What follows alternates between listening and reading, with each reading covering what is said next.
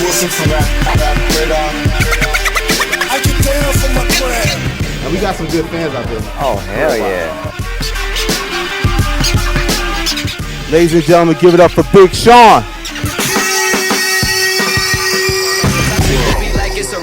I tell the truth like Father, forgive me. These are all my confessions, man. What up, though? Y'all good? Y'all chilling? They're being respectful, man. They're excited. No, okay, cool. I know South by Southwest, though. It's like... It's turn up, man. It's no time to be respectful here, man. Talk about that. We were talking about that backstage. You have a lot of great South by memories, right? South by Southwest has been very significant to your career. No, of course. I remember coming to South by Southwest, one of my first major shows when Kanye did the Fader for it. He brought out me, Cudi. You know, it was a big, big deal. And then I remember we took over. I remember it was like the year my album came out, we did the Fader for it again, and it was just, I think I performed my last or something like that. It was crazy memories, man. Like, you know, we were trapping. I'm talking about sleeping on floors. You know, 5 people in one hotel room at the, you know, bugs in the bathroom and shit. Like, it's all it is what it is. It makes these times that much better, and you know, I appreciate that, and I'll never ever forget it. So, you know, every day every day is a blessing, man. No doubt. Straight up. No doubt. Wasn't there something with Baby too? Like you met Baby for the first time down here also? Yeah. I remember. What show was that after? I think it was after I did the Illmore. I did the Illmore one year. Illmore's always popping. Yeah, shout out to the Illmore. Those are your peoples. Yeah, to the whole Ill Roots and everybody. And we was at the Waffle House, and we saw these 2 big-ass tour bus pull up. There was like a red one, and like I was like, who is this?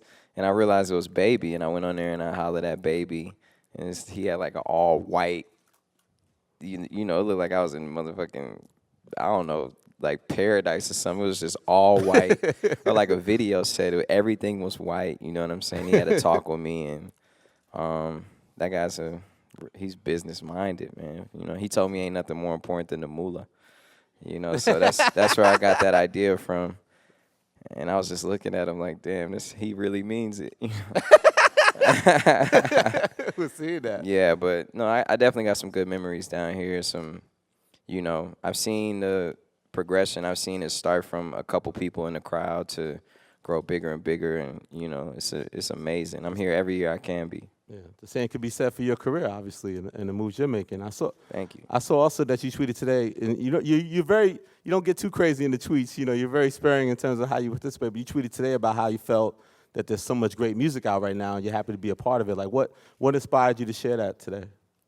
I just was feeling like that. I was listening to a lot of albums, listening to like a lot of music. You know, everybody's just dropping albums. I know I was talking to Ye, and he's working on, you know, music, and I was just like, everybody's just going right now. You know, it's that time. I was talking to Childish Gambino yesterday, and he was like, I'm like, you at South by? He's like, no, I'm in the studio, man. He's like, it's real out here. I'm like, yeah. You know, so was you listening to like Kendrick's new album or? Yeah. Kendrick. Was listening to, you know, definitely. Yeah, I've been really vibing to Dark Sky Paradise. I know that's like my own album. It's pretty good though. That album, we're gonna talk about that album. I didn't really have that much time to listen to it as I was making it. So afterwards, I've just been kind of like vibing. That's funny, listening to Kendrick's album, listening to, you know, Drake, listening to Cole, everybody. How do you feel when you hear those? Like you've always said that it's, you know, obviously I feel like you're a very competitive person. Like you want to be. I know Earl Sweatshirt just dropped. So Yeah. I got to check. I didn't get a chance to get around to that. I'm about to check that out. So how do you feel when you listen to like a Kendrick album or some of your competition or also your friends' albums? Like, what do you gather from it? Like, what attracts you to it? Because you also know their process of how they work too. So you're like an informed listener. So what do you take away when you listen to their projects? Yeah, I feel like Kendrick's or, you know, anybody's, Drake's, and, you know, first of all, there's a respect there, but I just feel like his album is completely different from mine. You know what I mean? It's not even like comparable. It's just kind of like a whole different vibe. So I appreciate that. I appreciate seeing people's different perspectives. You know, his whole, just the musicality is just completely different from. You talking about Kendrick? Yeah, Kendrick's and same with Drake's and, you know, everybody's really Cole's. It's kind of like everybody put their own flavor to it. You know what I mean? We all bring something different to the table.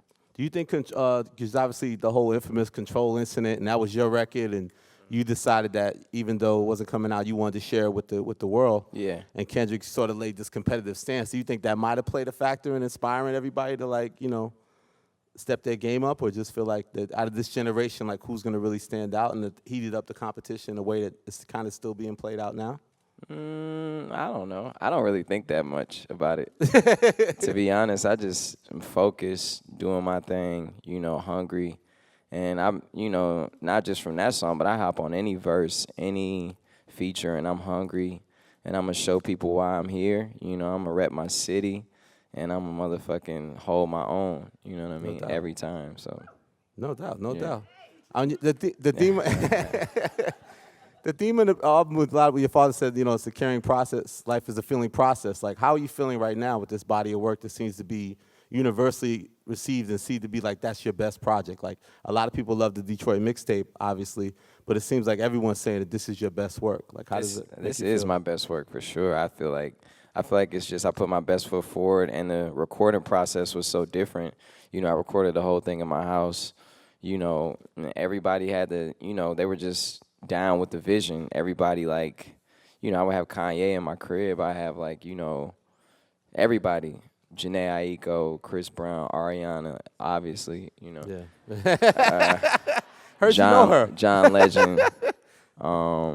But everybody saw the vision, and everybody respected it. You know what I'm saying? And all the producers, from Key Wayne to Mike Will to, everybody just really brought their A game to it. So I was really thankful. And there's a lot of new producers on here, and I feel like they really helped set the tone too. From the intro, Rob Got Beats, this kid out of Chicago, to One Man Could Change the World. The record with me, Ye, and John Legend, that was produced by Amir, one of my new producers. And this is just really cool to give people those opportunities. And on top of that, for them to bring their flavor to the game, something that's new, something that's never been heard, So what did you relate to them as a vision? Because I know you've talked about that you went through a very tough time personally and professionally, and that, you were overcoming these obstacles. Was that kind of always kind of what you were trying to convey to them that you wanted to express? Like, what do you think they connected to? Why did they trust your vision? I think because it was just clear, you know what I mean? And I promised myself that I wouldn't get swayed or, thrown off by anybody's opinions or, and from any perspective, any angle, from record label people to anything, just, if they weren't down with the vision, then I ain't have them around. But it was people like, No ID. It was people like Kanye. It was people like I said, all the producers, all the features, and they were just, they just saw it with me. So I really appreciate that, because when people, once you describe a vision, what you're trying to do, what you're trying to accomplish, the few songs you have, you play them like, I want it to be like this, It's really cool when people don't try and, sway you. They just add to it. And, I'm super thankful. And, the fact that people brought their A game, I feel like the album turned out the way it turned out. And by the way, just go back to the last question, you said about that feeling process. My dad was in Mexico with me, Cancun in the Bahamas, and he's like a true player. He wears like silk shirts and shit. And we were in Cancun, and it's like girls coming up to him. He's like, yeah, that's me on the album, I was gonna ask you that. He's in the pool and shit with girls coming up to him, with his shirt off. And, he's a cool guy, and he just takes pride in it. I had my stepbrother talking on there. I had my mom talking on my last album. And it's just really cool to have the people you love, your family, really be a part of it, because that's what it really is. Those are the people who make me who I am. And I had like my brother in the studio with me, my dad, my mom, my aunties, like my little cousins and nieces. I was recording my verse for Deep with like my little niece in the room and like my couple little nephews, you know what I mean? And that made me even want to go hard. It made me more hungry.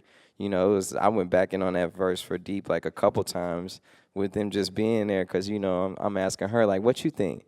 She's like, it's good, it's good. I'm like, no, I want you to be like, she's like 5 or something like that. She don't really know, you know what I mean? But it's just, when I look at her face and just like my little nephews, they just make me want to like do the very best I can, you know what I'm saying? Because it's all I got.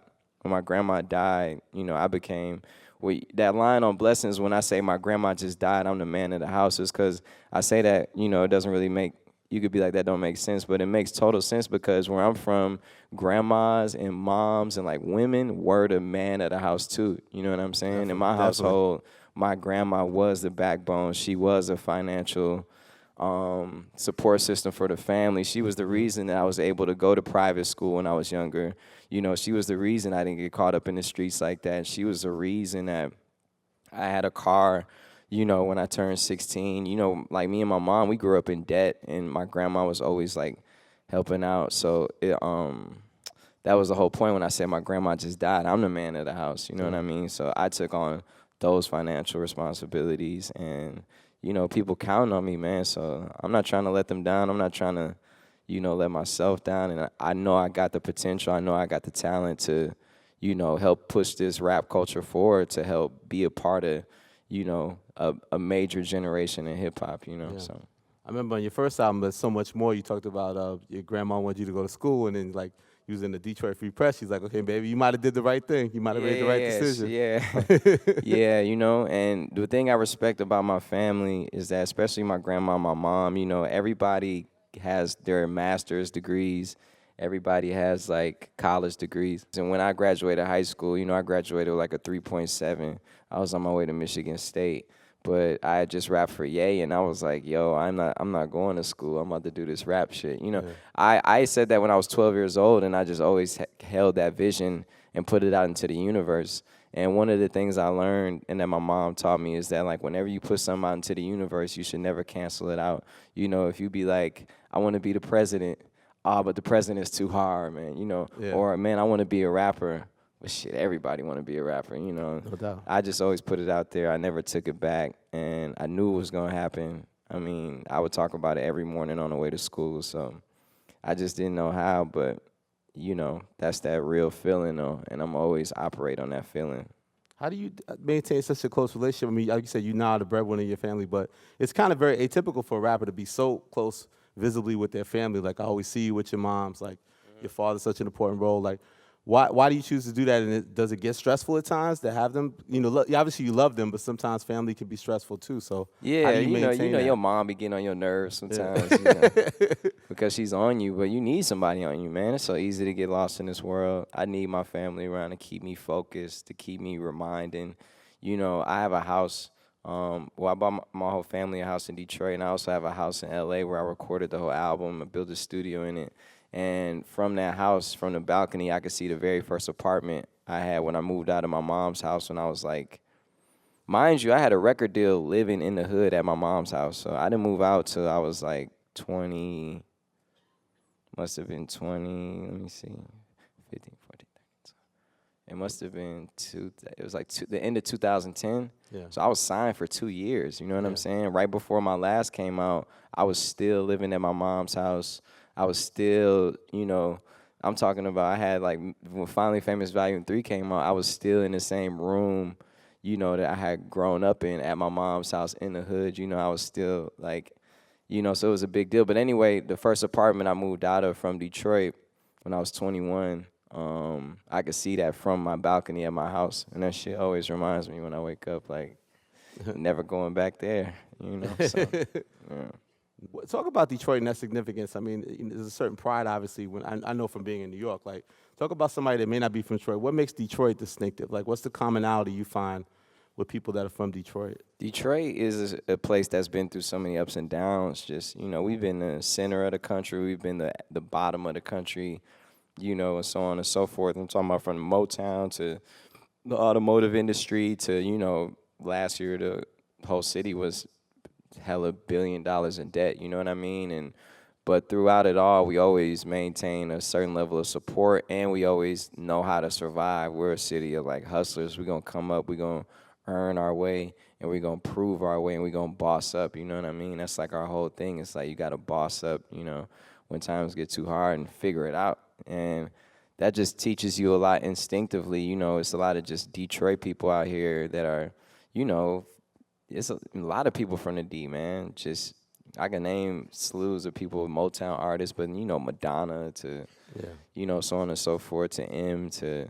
So it's cool to be a part of Detroit. It's cool to be a part of that legacy, a new generation of it. But, you know, it's just a soul in Detroit. It's when people, you know, some of the best art comes from struggle. Some of the best art comes from the deepest depression. You know what I mean? And we've seen a lot of that. So I think that's what makes Detroit special. That's one of the things. But to take it back to that first part, you said like you finally broke through with My Last and you started getting successful, and then it's time to do a second album.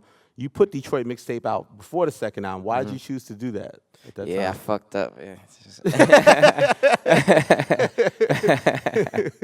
No, I did that just because I have no idea. I was just listening to people in my ear and stuff, man. And But they weren't intended to be songs that were going to be on your second album, right? They were just, it was just like songs we were doing, but you know, I don't know, man. It was all a learning process, you know what I mean? But I'm proud of like everything I've done. I just know Detroit was like a really good like body of work. Yeah. And no, people consider it a classic. Yeah, Classic and I consider it not just a classic, but I consider it an album. You know, if you ask me how many albums I got, I'm gonna tell you 4, even though it's really 3.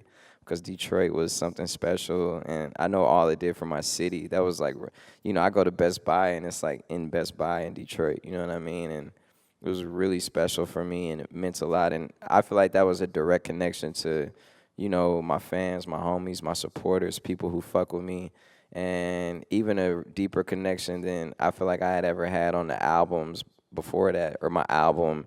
And because it was not filtered through, okay, you know, when you do albums, the label's like, okay, it has to be under 12 songs. You can't have this sample. You got to cut it off here. You can't have a song over 5 minutes. You know, it's just a lot of different, you know, things. Or not necessarily you can't, but they try and keep it. You know, you got to mold it, so you got to fit it. Yeah. And it's not necessarily the label. Maybe it's like publishing things. It's like a lot of different factors that you don't even have to worry about, you know, from samples to everything on mixtapes, you know what I mean? So it's just 2 different processes. But when you properly plan it out, you can have more freedom on the album. You know, sometimes not being able to use shit is coming from last minute. If you have time to clear it, if you have time to replay the sample, you know what I mean? Like a lot of samples on Dark Sky, like All Your Fault with me and Ye and Travis, that was like sample got replayed, you know? If we had did that at the last minute, we wouldn't have been able to use it, you know? So a lot of stuff like that. So do you think that the overwhelming support of Detroit kind of helped, kind of hurt the Hall of Fame not connecting to your audience the way you liked it to? Well, I just think it was a different kind of album, you know? I just feel like it was a different type of music, man. I never want to give the same shit over and over. I think that's just like, that's not the move, you know what I mean? I was just keeping it different, and I'm very proud of Hall of Fame. I know it didn't sell as much as like Dark Sky Paradise and all that, but I still feel like it meant a lot to me. You know, it was certain songs on there I connected with, and, you know, I'm an artist. That's what it's all about. You know, when you paint that picture, I really, really appreciated everything about it. And, you know, you saw the difference between my next album, you know. Dark Sky Paradise wasn't like Hall of Fame. Hall of Fame wasn't like Finally Famous. Detroit Mixtape wasn't like Finally Famous Volume 3, or, you know what I'm saying? Yeah. So it's just like, you always got to keep it new so people can, you know, wonder what they're going to get next.